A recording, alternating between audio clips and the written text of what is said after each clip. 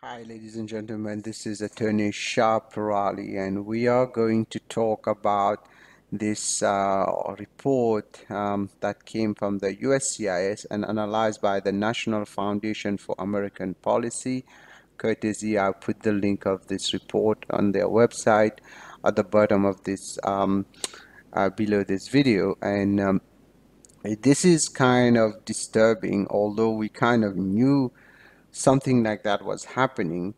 And this is not even 2018. We are talking a report from 2017, where basically H1B denials and requests for evidence have increased amazingly. I don't know what word to use. We are talking about, if you look at the last quarter, and I'll slide down the report here. If you look at the last quarter here, uh, like first quarter 2017, and it divides it between India and all other countries. India, the denials was the request for evidence was like 15,000, which is 18%. Other countries, 3,000, 25%. But then when you move to quarter four of 2017, we are talking about 45 denials, 14,000, and requests for evidence 45, which means the denial rate became 23% and the request for evidence 72%. So I was definitely, well, I was right on this issue that the the request for evidence become big. Now the problem, if you look at this 72%, what happens if they stop sending requests for evidence? That means 72% of people from India will be denied, and 61% probably more will be denied because there will be no request or evidence to explain the case. This is very, very disturbing, definitely. And this is a report which basically came in 2017, and we are 2018, and things have gotten worse, as everybody know. And we're talking here about high-skilled foreign workers, one of the most important uh, part of immigration probably for the economy, the U.S. economy, because pretty much the Silicon Valley functions on it. Many companies out there, and we're talking about really remote areas. People don't even know. Even Little Rock have people on H1B. So it is this report just confirm what we were expecting. The USCIS is issuing a lot of RFEs, and now if you look at the RFEs of 72%, for example, for India in the last quarter of 2017, and now this year it's probably more on the second quarter. We don't have the report yet. And if those RFEs, the logic, if the RFEs are removed, that means the 72% will be equal to denials. This is really, really mind-boggling.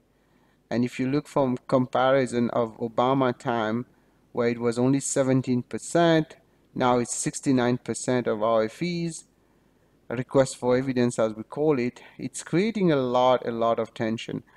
And pretty much every time I speak to someone, I can feel it in their voice or see it in their eyes how things are going. So hanging there, hopefully now there is, by the way, a letter um, from US from the what do we call, from the American Immigration Lawyers Association, from Forward the US, a bunch of them, and I'll put the link also, it's on my website, where basically they're calling on Congress to stop all those memos. Those memos don't make sense, and it's going to end up by hurting the economy. I hope they will listen, because now the way things are going, it's really kind of a scary times for people. But that doesn't mean you give up. You look for the options and you move on. Now, the question that a lot of people are asking me, what should we do to reduce the chances of RFEs or denial? Well, there's no real secret, unfortunately, because a lot of discretionary power is applied, so two adjudicators will not look at cases the same. However, one few tips. Number one, minimize your chances by of denial by first don't get into positions that will ultimately result in denials, like computer programmer. Even that, you need to go high level of wage, etc. So avoid that. Make sure there's a good analysis of a specialty occupation. And if you're working with a third party, that means a client, make sure you have an end client letter. And number four, if you have multiple layers, the EVC model where you have a bunch of vendors in between, you got to think twice before taking that job, because that's already a problem, because what they are saying, there's no employer-employee relationship because there are too many layers. Although most of the time we're able to show the chain, they still right now are trying, if one part is missing in that, everything will crumble. So I just wanted to mention this, and it's with sadness that I'm analyzing this. I've been in this field for years, and I've never really seen such a mess, quote unquote. Hopefully things will get back to normal soon. We pray to that. And for my friends in India and everything, so hanging there. If you need help, feel free to call our office 510-742-5887. And I wanted to thank NFAP for that publication, National Foundation for American Policy, and also I will put their links at the end of this video. And please subscribe, click on the bell. We will give you updated information as we go. I'm going to try to make at least 2-3 videos a week so that people can get an update. But there are so many things happening that even with those 2-3 videos, I might miss a few things. But hopefully I'll try my best to update you. Again, call our office 510-742-5887, and anything I'm telling you today is my opinion. You should not act or refrain to act solely on the information provided. You should contact an attorney if you have any questions.